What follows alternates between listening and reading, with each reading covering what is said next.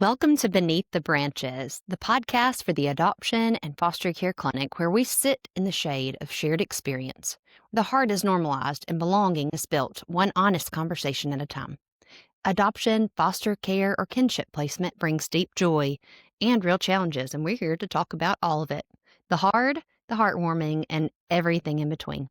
So grab a cup of coffee, take a deep breath, and join us as we hold space for the messy, beautiful work of building connection beneath the branches.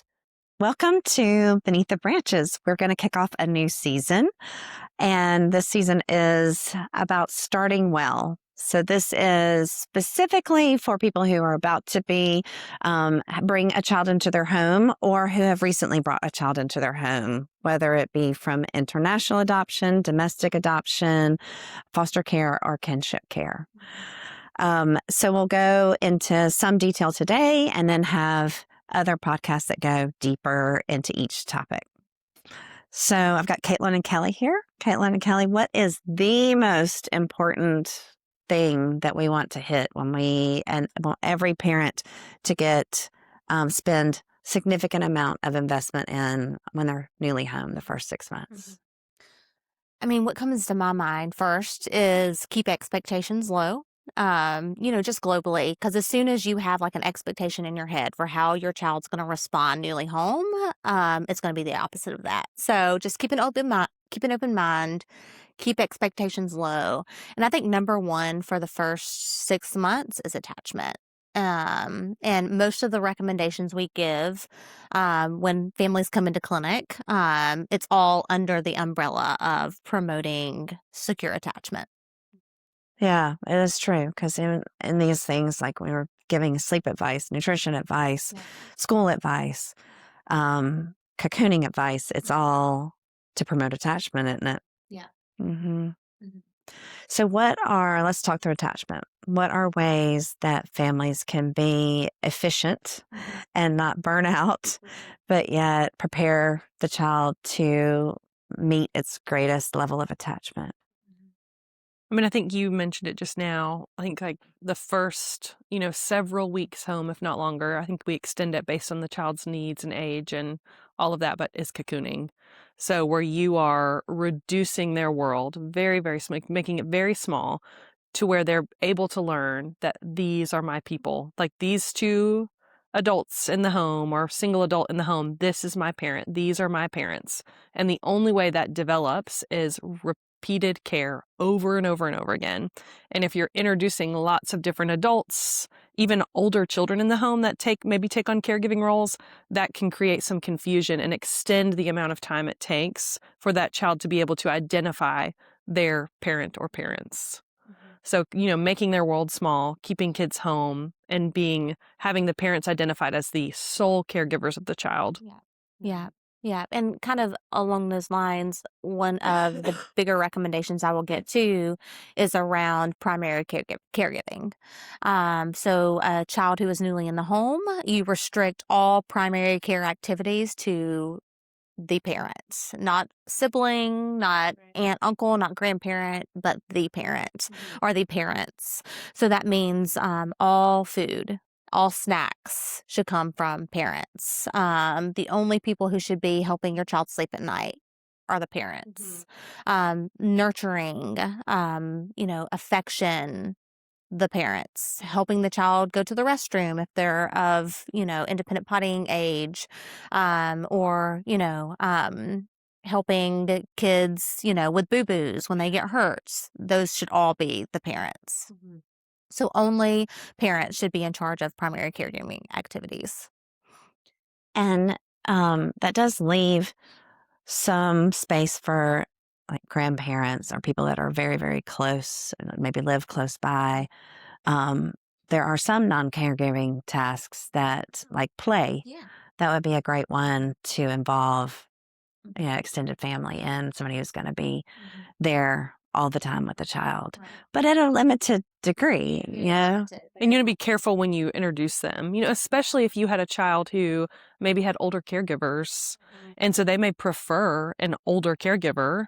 And if you introduce a grandparent too soon, that primary attachment may be more focused on that more preferred caregiver instead of parents. And all that too is determined by those specific circumstances because, I'll have families who are newly home with a child and they'll have like a parent or grandparents to the child who live, 4 hours away, but they want to come in for the first month and like help, And so I always caution families about that because, again, this is going to be a loss for your child. You're going to have someone that's really active in their life for a month and they're going to be gone and they're not going to be a part of your child's daily like routine or activity.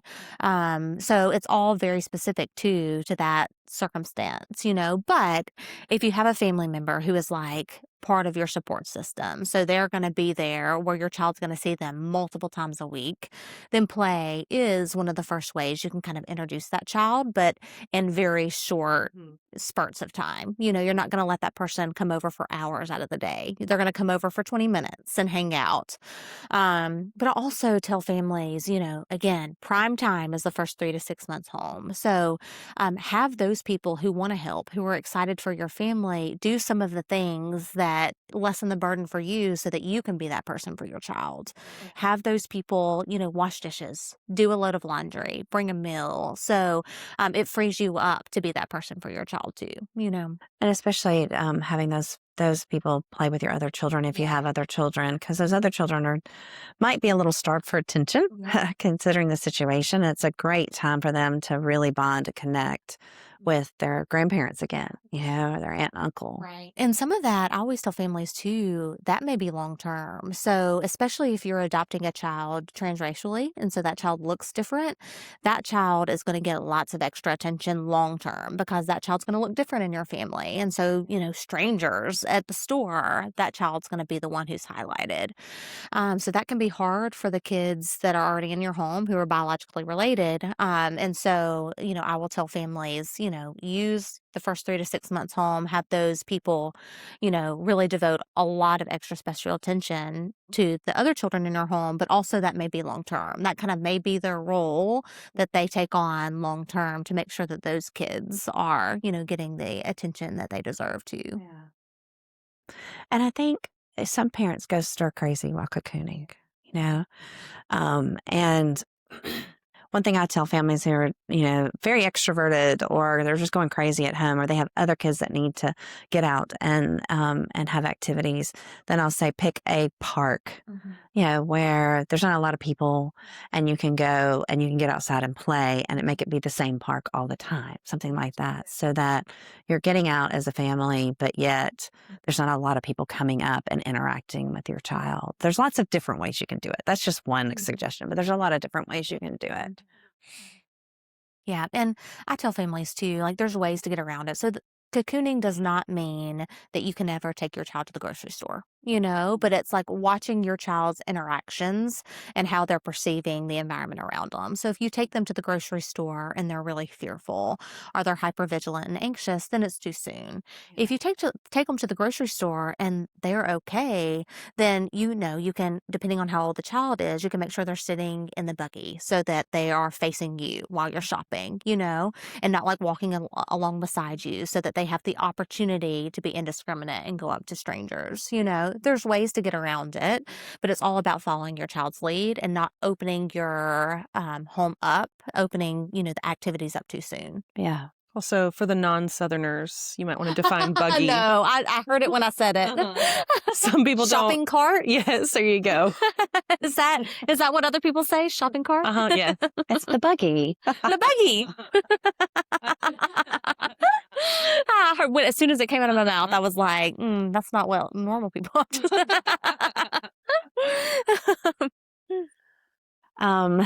So that's cocooning in a brief overview. I would say that the thing that most people that are newly home are asking about is sleep. Yeah. Because sleep can look so different, if you're traveling internationally in country versus once you're first home the first few weeks, and then a few weeks later, it just transitions so much during that change. So what are kind of the frequent questions that you guys get about sleep in the first 6 months or advice that you give commonly? Yeah. Well, I think the first, when we're talking about growing our families in different ways, so intercountry, domestic, foster care, kinship, I think we have to preface it by saying that I know that there's different rules that govern foster care.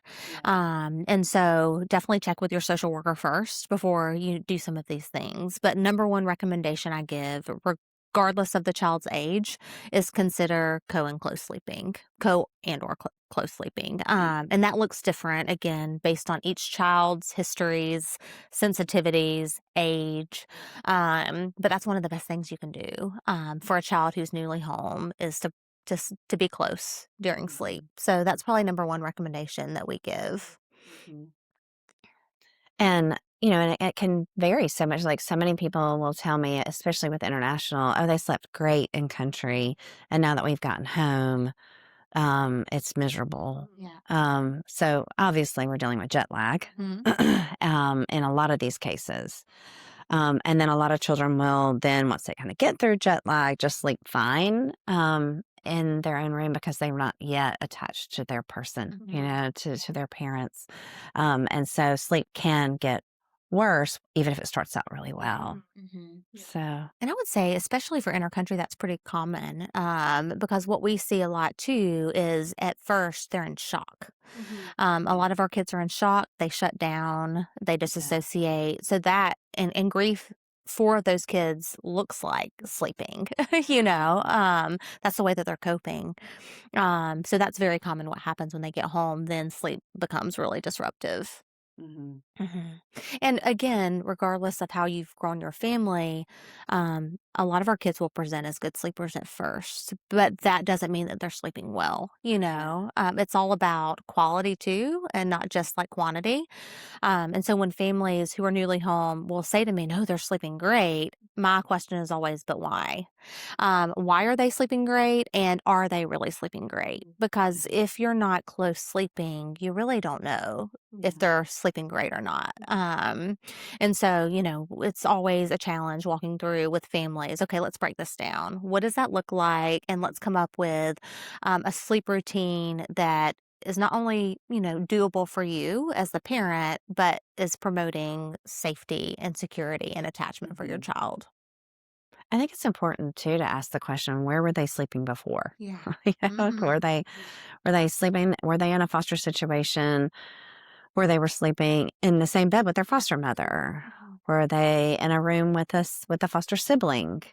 Because knowing that how much transition you're asking the child to do is very important, for understanding your child's sleep patterns and sleep anxieties. Right, right. And especially for intercountry, because it would be odd for a child who was adopted from a different country to have ever had the experience of sleeping alone. That's such an American thing. Most kids have slept at least in the room with other kids before. So that's a great question to like suss through. Mm-hmm. And a lot of the kids that are internationally adopted that have foster parents are sleeping in the bed with the foster mother. And so then here we are trying to attach, but you're putting them in the other room. That's a very confusing message you're sending. On top of, new culture, new smells, new sounds, new everything. Yeah. On top of that, we're asking a child to do something they've never done before. Right. Mhm.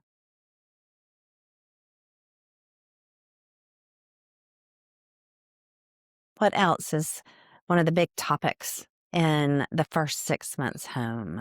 I would say, and it's honestly one of my favorite topics to talk about too, is eating and nutrition. Oh, yes. Like a lot of our kids come home with maladaptive eating habits, whether that be being extremely picky or hoarding or gorging.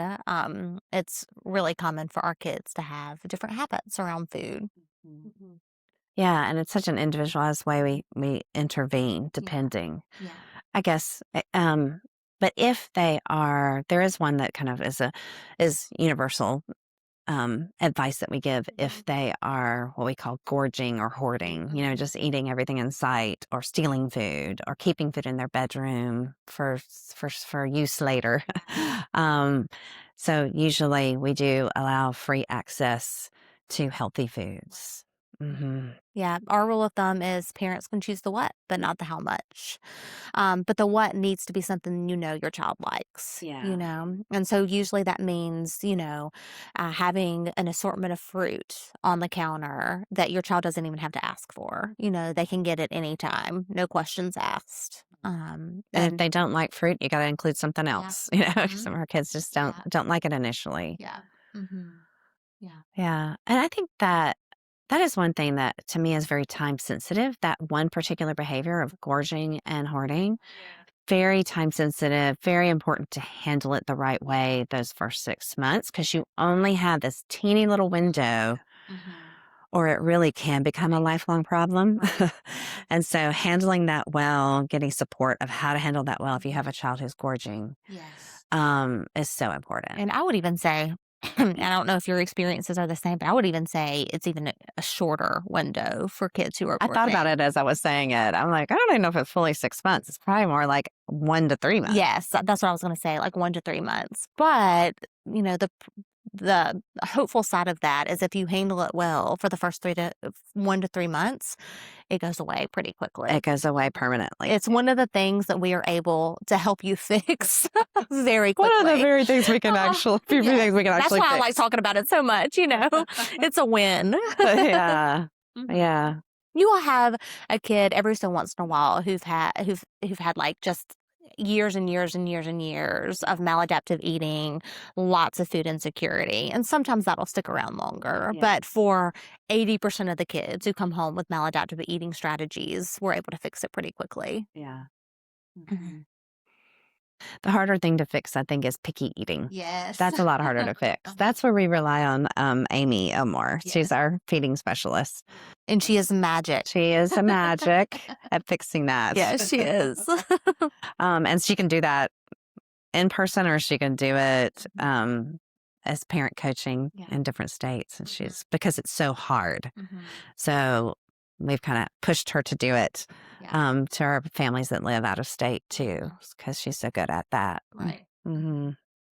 Yeah, structure, nurture, behavior, like responding to behaviors, I think is tricky. Just knowing what that looks like when you're newly home and how to discipline with the like balance of building trust. Right. I think we tell families a lot that you want to say yes as much as possible. Even when you have a no, you find a way to make it a yes that is like appropriate, So like if we go back to the food example, if a child is asking for a sweet, you say, you can have this instead. So you avoid saying no. Yeah. You use a yes because that builds trust, the access to power and control in a way that's sneaky, because parents are setting the boundary without setting it as like a no, but you can do this. They're offering it with a yes wrapped in there, if that makes sense. So it can be a little tricky, but trying to do that as much as you can to build that trust and safety.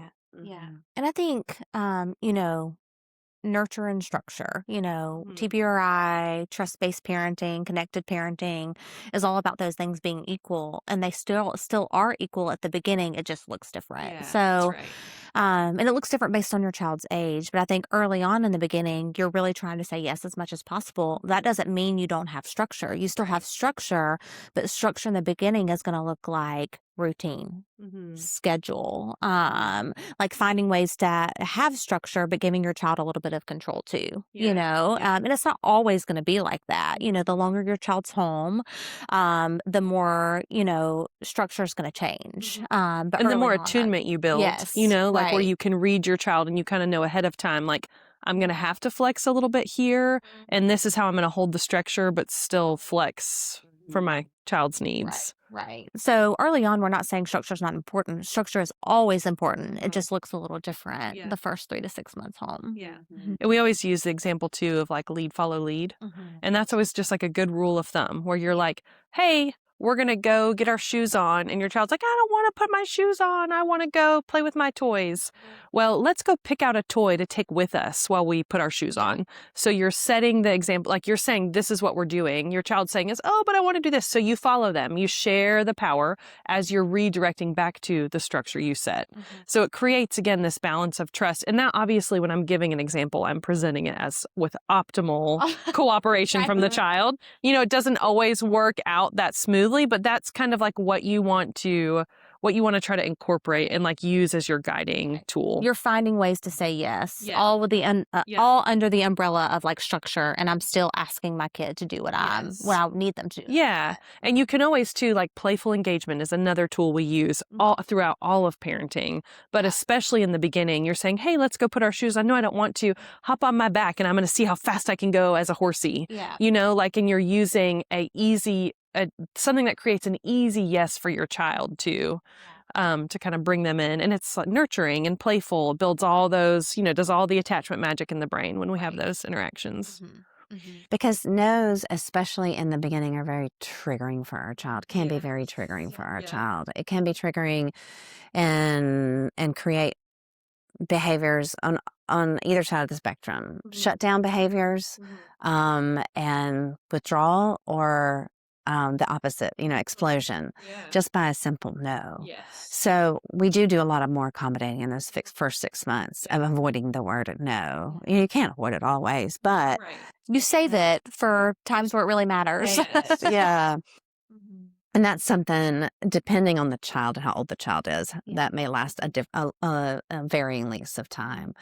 You know, it's kind of very similar to a lot of our children who've had difficult histories may view a neutral face and a neutral tone as negative. You know, they'll assume you're mad at them if you're not smiling, you know?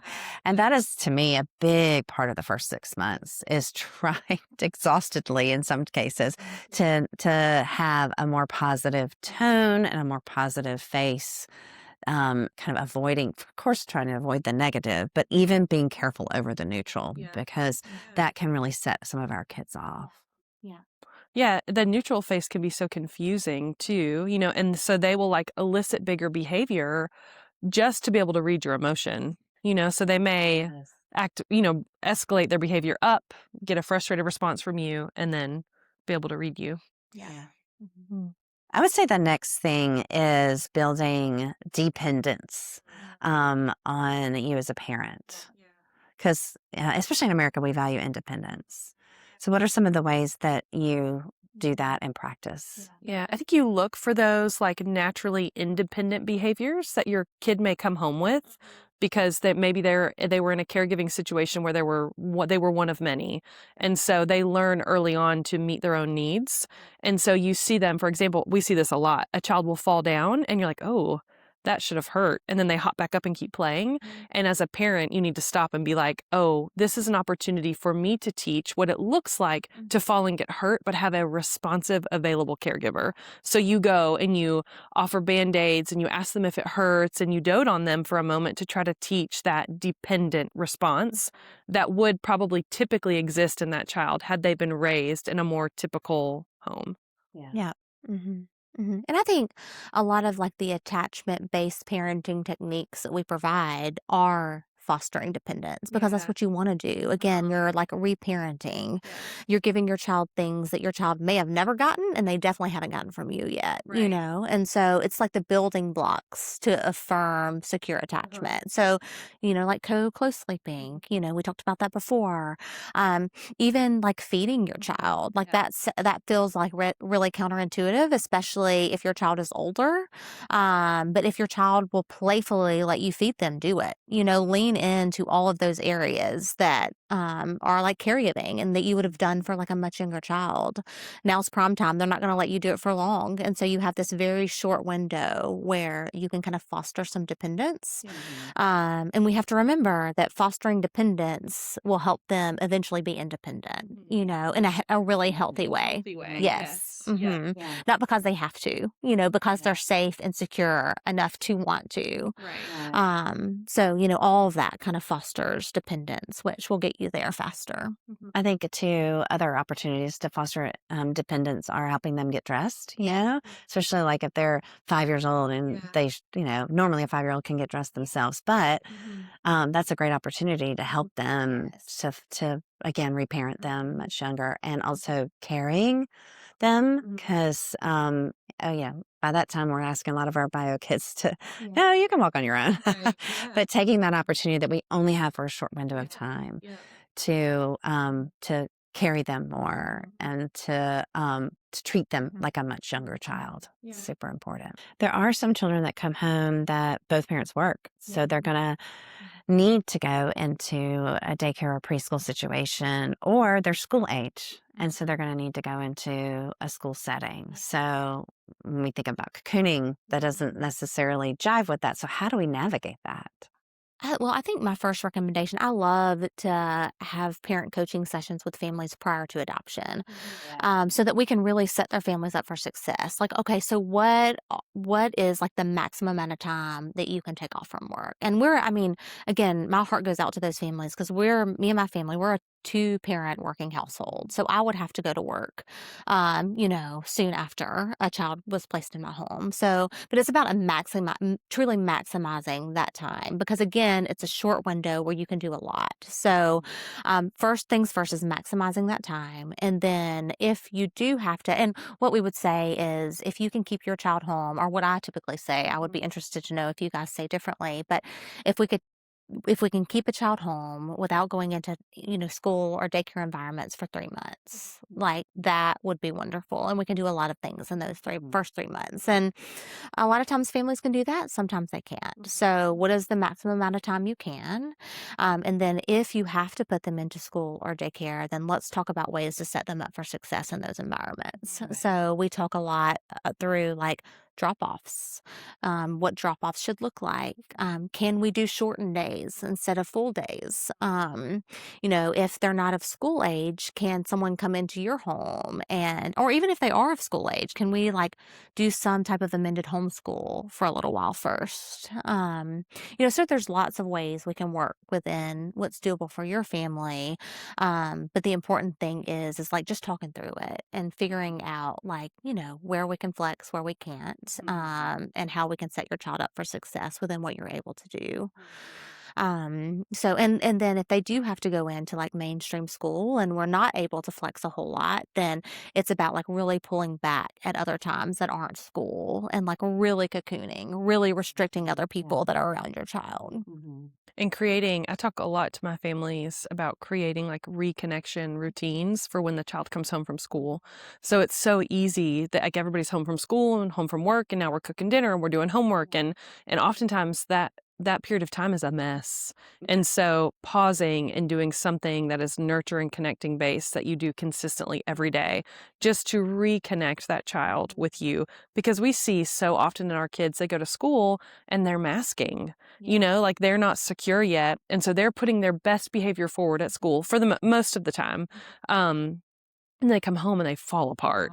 And so making sure parents are taking time to connect before they move into other things. And you've really got to think about the quality of time that you have when they come home from school because they're spending the majority of waking hours away from you at that point, So that's the time to call in family and friends and like have people bring meals so that you don't have to cook. Again, there's lots of ways that we can kind of still build connection and have them go to school. It's not optimal, but we can help you in those areas so that we can make it as optimal as possible for your family. Right. Yeah. I mean, there are so many, because there's so many people who can't, stay home, and it's definitely, there's so many tweakings we can do with even just sleep at night, keeping them closer at night. There's weekends that we can really maximize. There's always an answer, for each family of how to, but it may need some creative thinking and some coaching on how to make it work. Because we don't want a family to feel guilty that they can't do that or they both have to work.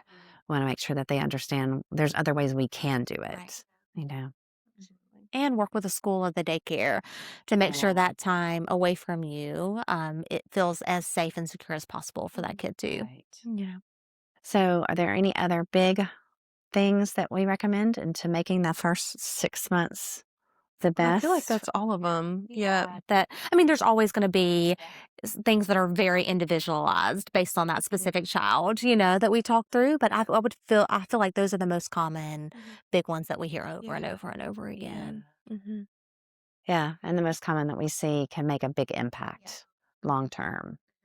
Yeah. The only other thing we've seen recently, and I don't know if this is worth even, but like our kids who are being placed from foster homes into adoptive homes, sexualized behavior, and like talking parents through how to respond to sexualized behavior, because if those kids have experienced sexual abuse and they're trying to develop attachment and safety, they may initiate sexual contact or behavior with their adoptive parent. And so, like, again, the importance of educating families before they have that child placed in their home so they can, know that this may happen, and then being able to walk them through what to do when it does happen. And even families who, if they don't know that that history is there, it's super important to assume that that could have happened. So it's important to keep your other children and that child protected by allowing them to always have another person present and not be off playing alone. So we usually do recommend that in the first 6 to 12 months home, typically, because a lot of times kids are not going to feel safety enough to act out those behaviors until they've been home for a while. So that's a good one to remember. And I always prepare parents too, especially kids who are older, that between like 6 and 12 months, if you do the first 6 months well and you build a lot of safety and trust, 6 to 12 months is when a lot of our kids will start like telling you more about their histories. And that can be really, really hard because that time, during that time, like hopefully you're attached to that child, they're more attached to you, and so it can be really dark, and it can be really hard for families to begin to hear and work through some of that trauma. So One thing we haven't even touched on is language transition. I think it's a huge one, but not all of our families are having to deal with that.